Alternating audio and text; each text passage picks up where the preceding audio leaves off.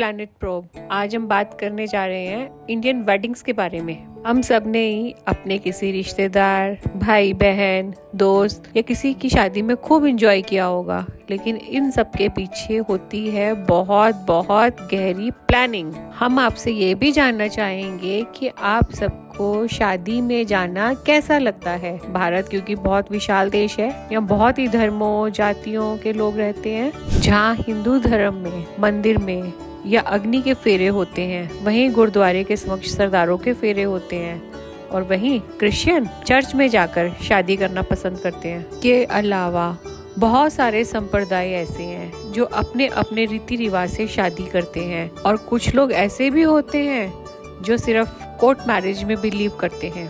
हमारा भारत बहुत सारे देशों के बीच में एक ऐसा देश है जहाँ शादी बहुत लंबी चलती है और एक जन्म नहीं कई जन्मों का साथ माना जाता है शादी को। अब क्योंकि शादी एक ही बार होनी होती है, तो इसीलिए बहुत बड़ा समुदाय ये मानता है कि शादी खूब जोर शोर से होनी चाहिए और ऐसी होनी चाहिए जो एक यादगार बनकर रह सके। शादी और खर्चा इन दोनों का चोली दामन का साथ है।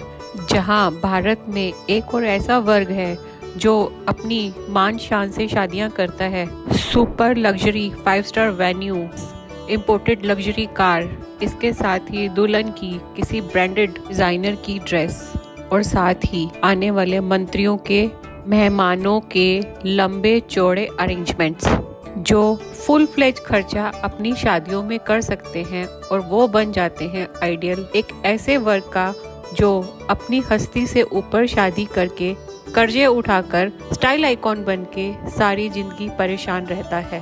और कुछ कैटेगरीज ऐसी भी आती हैं जिन्होंने सारी जिंदगी बहुत हिसाब से सेविंग्स की होती हैं और उसको शादियों में इस्तेमाल करते हैं। और हम ये भी नहीं भूल सकते कि कुछ शादियां ऐसी होती हैं जो घर से भागकर की जाती हैं, अपनों से छुप छुपा कर की जाती हैं, कोर्ट में की जाती हैं, उसका भी एक अलग मजा है। इन सब के बीच शादी का बाजार खूब फल फूल रहा है। उसकी शादी मेरी शादी से बेहतर कैसे वाले सिद्धांत पर आजकल अधिकतर लोग काम कर रहे हैं। शादियों में होने वाले खर्चे की बात करें तो कपड़ा, ज्वेलरी, जूते, सौंदर्य प्रसाधन, इनकी वजह से बाजारों में खूब रौनक होती है। तो दूसरी तरफ पंडाल, शामियाने, कैटरर्स, हलवाई, वेटर्स, इन सबको भी खूब बिजनेस मिलता है। और अगर शादियों पर खर्च ना हो तो एक बहुत बड़ी आर्थिक मंदी से बाजारों को भुगतना पड़ सकता है। ऐसा भी बहुत बार देखा है कि शादी में आए तो 1000 लोग, लेकिन उन्हें बिल्कुल परवाह नहीं थी कि दूल्हा कौन है और दुल्हन कौन है, और ऐसा लग रहा था शायद किसी अवार्ड फंक्शन में आए हों।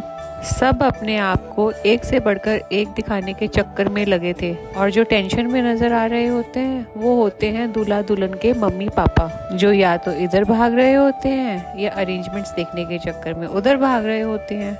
हमें शादी के असली मायने को समझना चाहिए। शादी है दो प्यार करने वालों का मेल, दो परिवारों का मेल, जिंदगी भर साथ निभाने का वायदा। मिडिल क्लास लोग खुद भी सोसाइटी में बड़ा दिखाने के चक्कर में लोन लेकर ऐसी ऐसी शादियां आयोजित कर बैठते हैं कि जिसका कर्जा वो सारी जिंदगी उतारते रहते हैं। तो ठीक है, आप शादियां कीजिए, लेकिन उस हिसाब से कीजिए जिससे आपकी हैसियत व मान सम्मान बना रहे। अगर उस पैसे को हिसाब से खर्च करते हुए अपनी बेटी या बेटे के नाम पर इस प्रकार से संजो कर रख ले कि उन्हें अपने भविष्य की बिल्कुल भी चिंता ना सताए। इस संदर्भ में आजकल की युवा पीढ़ी का भी कुछ विचार बदला हुआ सा दिखता है, जो कि केवल अब डेस्टिनेशन वेडिंग्स में बिलीव करने लगी है। गिनती के कुछ एक नज़दीकी रिश्तेदार व माँ बाप और बहन भाइयों के साथ ही वो अपनी डेस्टिनेशन मैरिज एंजॉय करती हैं। सही कहते हैं, शादी करना कोई बच्चों का काम नहीं है। अगर आप अपनी शादी को यादगार बनाना चाहते हैं तो उसके और भी बहुत तरीके हैं। आप बिना दहेज के शादी कीजिए, आप एक ऑर्गेनिक वेडिंग प्लान कीजिए, आप अपनी शादी का खर्चा बचाकर किसी एक ऐसे वेडिंग जोड़े की हेल्प कीजिए जो अपनी शादी करने में असमर्थ हो। और हाँ, जब भी आप किसी शादी में जाएं तो नवविवाहित जोड़े को शुभ कामनाएं और उसके उज्जवल भविष्य की ढेर सारी विशेष जरूर देकर आएं। आपको शादी के लड्डू कैसे लगे, इस बारे में हमें आपके कमेंट्स और सुझावों का इंतजार रहेगा। साथ ही हमारे चैनल को लाइक, सब्सक्राइब और शेयर करना ना भूलें।